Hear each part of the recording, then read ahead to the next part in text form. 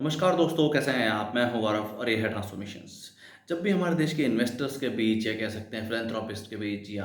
हमारे युवाओं के बीच, आम जनता, आम जनमानस के बीच में पॉलिटिक्स या political as well electoral support की बात होती है, तो हमेशा हमें यही सुनने को मिलता है कि हमारे देश की जो राजनीति है वो कभी नहीं सुधर सकती, या हमारे देश के नेता ऐसे ही हैं या एक तरीके से करप्ट हैं। इन सब लोगों से तो बच के रहिए, या ओवरऑल जो ये सिस्टम है और करप्ट है, इसमें कभी चेंज नहीं हो सकता, ये सब लोग ऐसे ही रहेंगे या ये सिस्टम ऐसा ही रहेगा। ये सिर्फ़ और सिर्फ़ मेरा कहना नहीं है, डेटा ओरिएंटेड कहना भी है कि जब तक हम किसी चीज़ में इन्वेस्ट नहीं करते, और इन्वेस्टमेंट का मतलब सिर्फ़ और सिर्फ़ पैसा इन्वेस्टमेंट ही नहीं होता है, ओवरऑल इन्वेस्टमेंट। भले वो हम ऐसे फिज़िकली धन के रूप में इन्वेस्ट करें या एक तरीके से अपना मन उसमें इन्वेस्ट करें या ओवरऑल उसके अंदर उसका चेंज लाने की कोशिश करें, तब तक उसमें बड़ा कोई मतलब नहीं आ सकता है, और इसके बहुत सारे प्रोमिनेंट एग्ज़ाम्पल भी हैं। देखिए, फ़िलहाल जो हमारे देश के डिफेंस का सिस्टम है, वो कैसा इतना सुधर पाए या ओवरऑल उसमें रैंडम चेंज हो पाए, क्योंकि सरकारों ने, भले वो केंद्र स्तर की सरकारें हों, राज्य स्तर की सरकारें हों, अपनी तरफ से उन्होंने योगदान दिया और ऑल डिफेंस सिस्टम को इम्प्रोवाइज़ेशन करने की कोशिश करी। या एक सेकंड एग्जांपल भी आप ले सकते हैं, जो पिछले लगभग 10-12 सालों का ही है। फिलहाल जो हमारे देश में है, इंडियन जो स्टार्टअप सिस्टम है, वो third world largest startup system है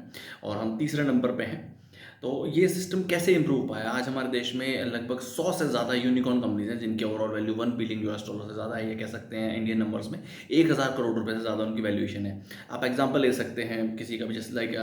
अर्बन कंपनी, जो कि रिसेंटली इसका आईपीओ भी आया। अब ये जो सर्विस ओरिएंटेड कंपनी है, आप बेसिक ऐप के थ्रू, एप्लीकेशन के थ्रू अपने घर पे आप क्लीनिंग के लिए या और जो भी सर्विसेज प्रोवाइड करते हैं, भले वो अप्लायंसेस क्लीनिंग है या सोफा क्लीनिंग, इस तरीके से कैसे हो पाया? जब किसी ने इनमें इन्वेस्ट किया, किसी ने इस तरीके के नए युवाओं में इन्वेस्ट किया, उनके इस तरीके टेक्निकल जो ये सर्विस प्रोविजन थे उसमें इन्वेस्ट किया, एक नए बदलाव के, एक नए विचारधारा के साथ, एक नए विजन के साथ, एक नए पर्सपेक्टिव के साथ, तभी तो इस तरीके की चीज़ हमें देखने को मिली। आज हम खाना ऑर्डर करते हैं, और अगर दो प्रोमिनेंट ऐप की बात करें, और तो है तो काफ़ी सारे, बट ज़ोमैटो है, स्विगी है, तो ये कैसे हो पाया? किसी ने तो एक ना एक दिन ज़ोमैटो के इस तरीके के आइडिया पे या बेसिक इस तरीके की सर्विसेज पे इन्वेस्ट किया। उसके बाद ये चीज़ें आगे बढ़ते-बढ़ते आज हज़ारों करोड़ रुपए का इसका टर्नओवर है, और आज आम जनता, आम जनमानस को बेसिक एक एप्लीकेशन के थ्रू उनके घर पे खाना डायरेक्ट टू कस्टमर डिलीवर हो जाता है। आप ज़ेप्टो की बात करें, जो कि एक काफ़ी ज़्यादा फिलहाल एक तरीके से चलन में है, और उसकी वैल्यूएशन भी काफ़ी ज़्यादा है। तो किसी न किसी ने तो एक ना एक दिन उसको, उस कंपनी के ऊपर $50 जो कि काउंटर कैपिटल है, अमेरिका का है एक इन्वेस्टर स्टार्टअप, उन्होंने उसके ऊपर इन्वेस्ट किया,